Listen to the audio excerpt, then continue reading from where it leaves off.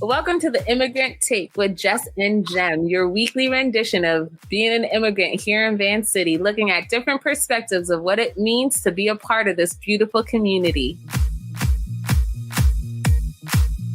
Hey, Jess, what's up this week? Oh my goodness, nothing. It's Friday. I was supposed to go camping, but that's out of the work. So I'm just probably going to chill tonight and maybe go camping tomorrow. Oh, camping is fun. Not my favorite thing to do, but it's fun for those who love the great outdoors. I'm more of a glamping kind of girl. So with yes, let's, that is something I would have to say yes to. I haven't been camping since like 2008. Oh my goodness. Yeah. Holy cow. That's well over a decade. Wow. Okay. How are you though? How are you doing? You know, it's been an eventful week, but I'm thanking God each day is a good day. So yeah, this weekend is a more chill week for me too. Nothing really happening. Just going to relax and take care of like health stuff, you know? Okay.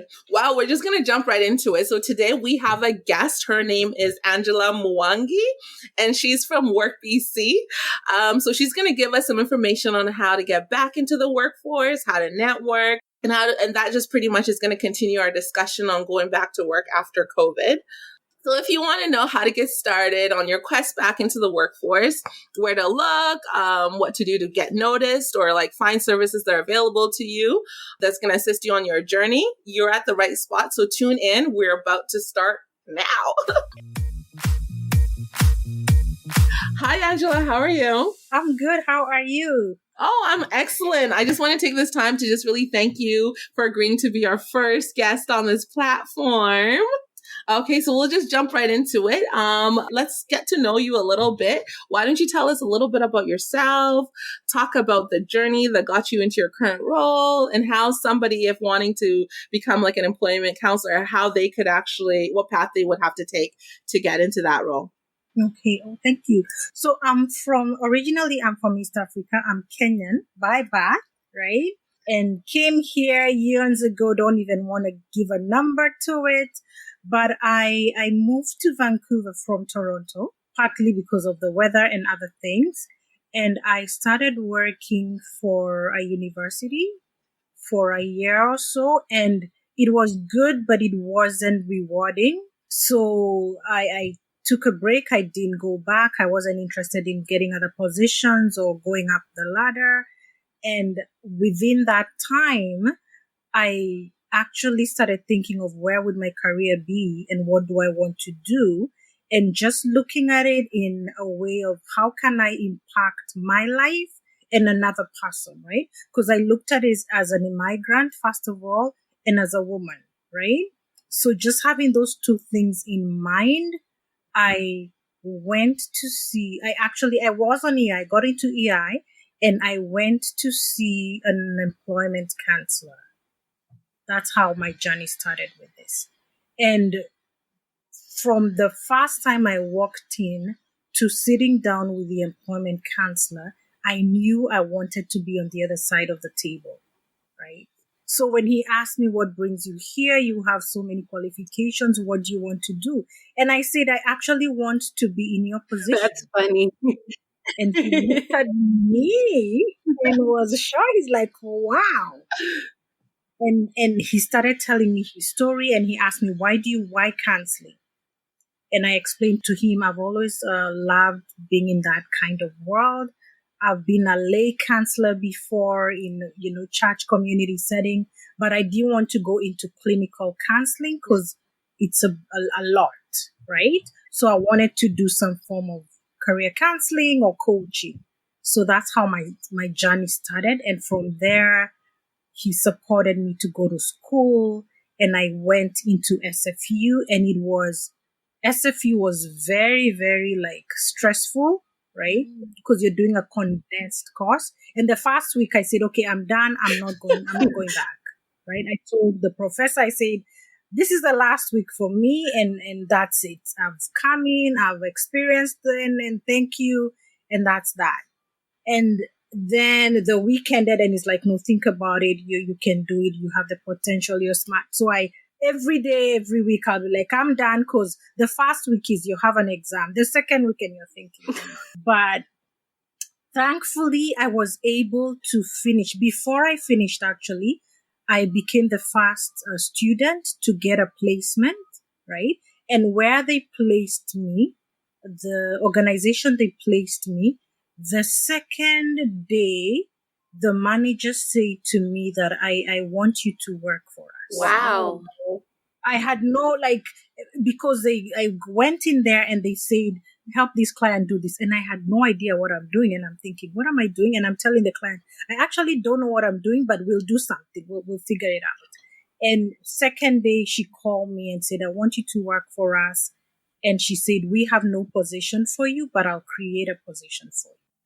Talk about blessed. Yes. And she asked me, do you accept the offer? And I said, yes, I accept the offer that's not there, but I do accept it, whatever it is. The offer that's not there. So, yeah. So, and we laughed about it because she started paying me from the second day, and she created something, and she says, I don't know how this will work because you're a practical. You're not even working. You're not even, so I don't know what I'll tell my director, but we'll make it work. And I started from there, and I moved from there, went to the same organization, different location, and I kept going, and I'm now with the Y, and I can say that I'm loving it. I really, really like what I do as a career counselor.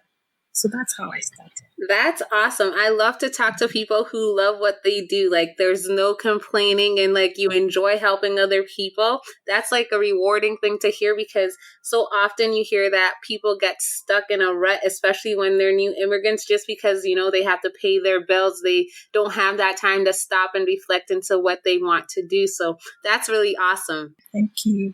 So tell us what a typical day is for you prior to COVID and now, or during or after COVID, as we're looking at these restrictions being lifted. How much has changed or is changing? Okay.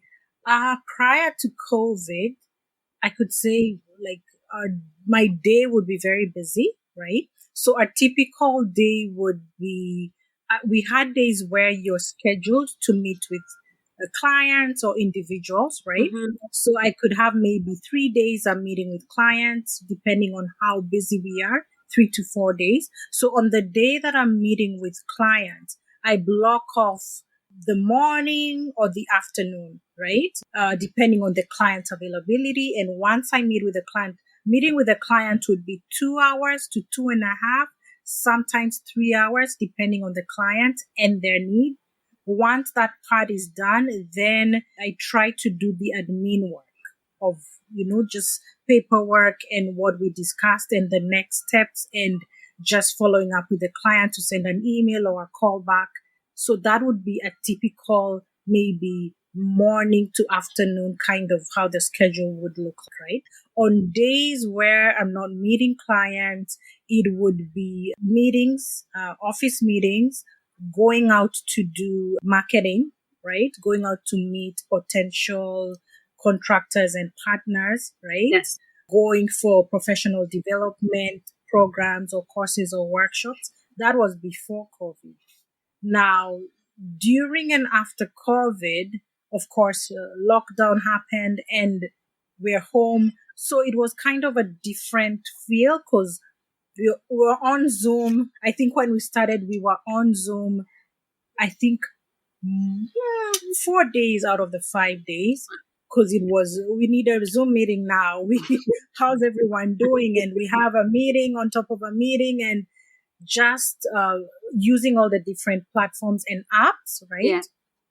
And it's continued. Now it's kind of balanced, but we still do the Zoom, the Teams meeting, all the other things.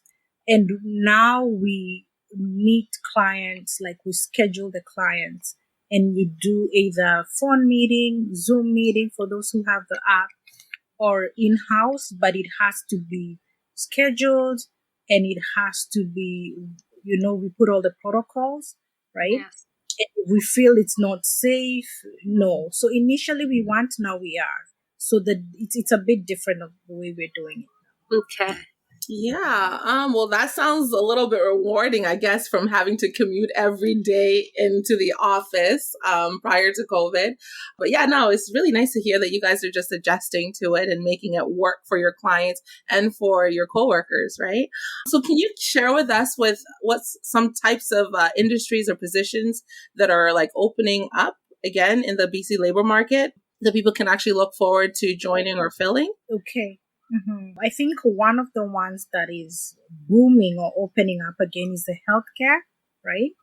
Healthcare aid workers are like in demand.